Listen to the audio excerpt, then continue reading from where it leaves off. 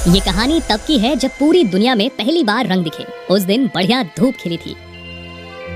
लाल, नारंगी, पीला, हरा, नीला, इंडिगो और पर्पल नाम के 7 रंग आसमान में एक साथ इकट्ठा हुए। ये रंग जहाँ भी जाते अपनी खूबसूरती से बादलों को चमकीला बना देते। तुम सब कितने चमकीले हो। देखो तुम सबकी बदौलत हम कितने चमक रहे हैं। हालांकि उन रंगों को एक दूसरे से जलन होती थी। ये सब मेरा कमाल है। उन लाल बादलों को देखो, वो कितने अच्छे नजर आ रहे हैं। नहीं नहीं, उन पीली बादलों को देखो, वो गजब के खूबसूरत दिख रही हैं। तुम बेवजह बहस कर रहे हो। बादलों में असली खूबसूरती तो मेरी वजह से आती है। तुम सब गलत हो। ये खूबसूरती मेरी वजह से है। मैं हूँ इस खूबसूरती के पीछे। तुम सब गलत हो। नहीं, मैं हूँ। तुम सब कितने मूर्ख हो। मैं सबसे शक्तिशाली रंग हूँ। 7 रंग चिड़चिड़े हो चुके थे और उनकी बहस और तेज हो चुकी थी। अरे ये मेरी वजह से है। मैं जीवन का प्रतीक हूँ। उन शानदार पेड़ पौधों को तो देखो, उनमें मेरा रंग भरा है। मेरे कारण वसंत आने पर सब कुछ हरा भरा हो जाता है। मेरे ना होने से सब कुछ डरावना और खत्म सा लगेगा। इतना ही नहीं, उम्मीद का प्रतीक हूँ मैं। लोग उलझनों में भी मेरी कल्पना करते हैं। निसंदेह मैं सबसे बढ़िया रंग जो हूँ। बकवास बंद करो। तुम्हारा हरा रंग मेरे नीले रंग के सामने कुछ भी नहीं है। विश्वास ना हो तो आकाश को निहार लो और धरती पर समुद्र देख लो। तुम्हें सच में लगता है कि तुम मेरे सामने कुछ हो?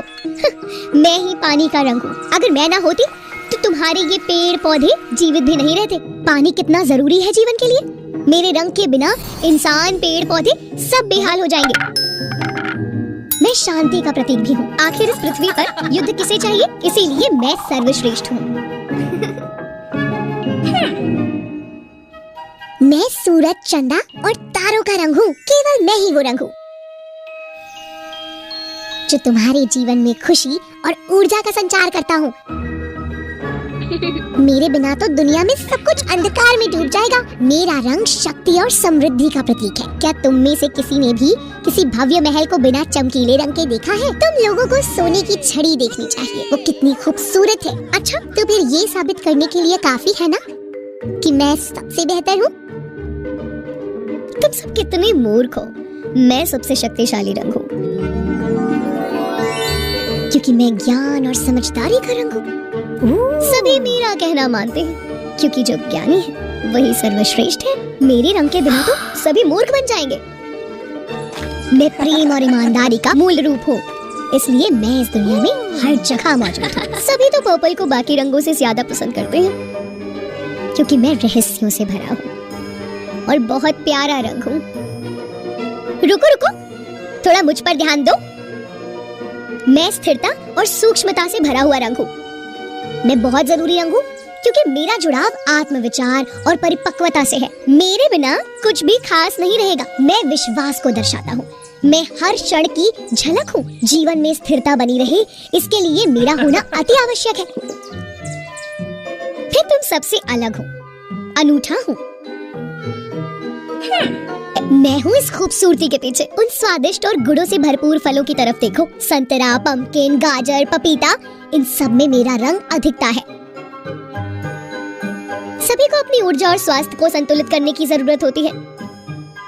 मैं युवा, जोश, विश्वास, नवीनीकरण का प्रतीक हूँ।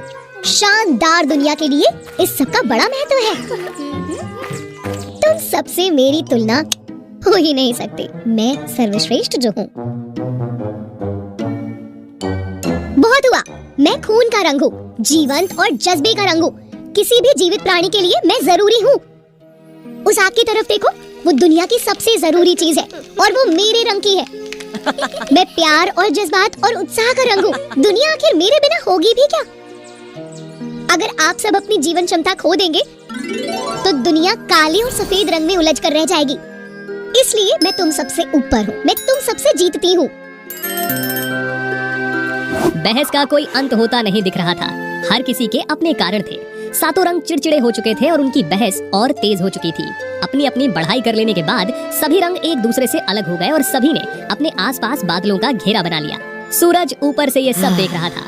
उसने सोचा, इन बेवकूफ रंगों को मैं कैसे समझाऊं जिससे खुद को सबसे बड़ा बताने की इनकी सोच बदले।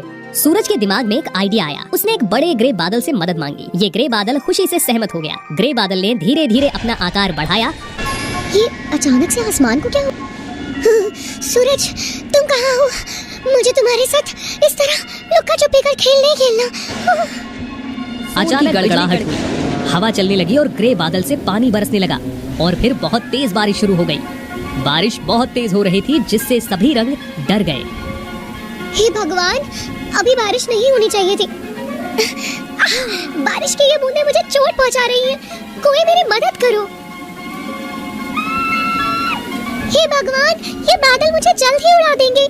इसी तरह बारिश होती रही तो सारे फूल पौधे बाढ़ की चपेट में आकर मर जाएंगे। ये बारिश की बूंदें कितनी उद्दंड हैं। ये मुझ पर ही हमला कर रही हैं। मौसम इतना डरावना है कि मैं कुछ भी सोचकर शांत ही नहीं हो पा रही हूँ। जल्दी आओ, हम सब इकट्ठे होकर एक दूसरे की मदद करते हैं। यही एकमात्र उपाय है इस भयंकर तूफान से बचने का।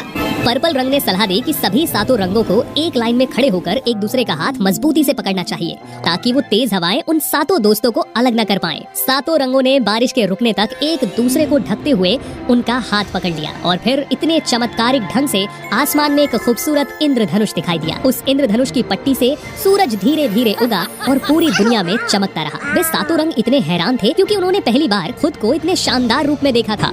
कोई बताएगा क्या हुआ है? ये तुम सबकी खूबसूरती है, तुम्हारी शक्ति है। एक दूसरे से जलते हुए तुम इस बात पर ध्यान नहीं दे पाए। हर रंग के बनने के पीछे एक कहानी है और एक उद्देश्य है। जैसा कि तुम सब समझ चुके हो कि तुम सब मिलकर ही जीवन को खुशियों से भर सकते हो। अब अभिमानी और स्वार्थी होना बंद करो, बल्कि इकट्ठे होकर रहना सीखो ताकि दुनिया को और बेहतर बना सको। अब जब भी बारिश हो तुम सारे रंग मिलकर इंद्रधनुष बनाना, जिससे भाईचारे का, उम्मीद का और पुनर्मिलाप का संदेश दुनिया में जाए। जब सातों रंग आपस में झगड़ रहे थे तब सूरज ने एक मध्यस्थ के रूप में बारिश का इस्तेमाल किया।